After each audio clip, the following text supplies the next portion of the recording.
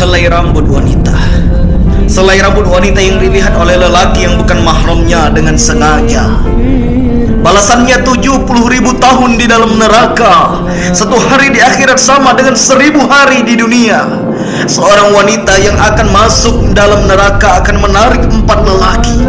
Mereka itu yakni ayah kandungnya, lalu adik-beradik laki-lakinya, kemudian suaminya, lalu anak kandung laki-lakinya. Sangat dahsyat hukumannya. Putri Rasulullah kemudian menanyakan apa yang dilihat ayahandanya. Aku lihat ada perempuan digantung rambutnya, otaknya mendidih. Aku lihat perempuan digantung lidahnya, tangannya diikat ke belakang dan timah cair dituangkan ke dalam tengkoraknya. Fatimah Zahra kemudian bertanya, mengapa disiksa terus-menerus seperti itu? Rasulullah menjawab, wahai putriku, adapun mereka yang tergantung rambutnya hingga otaknya mendidih adalah wanita yang tidak menutup rambutnya sehingga dilihat oleh lelaki yang bukan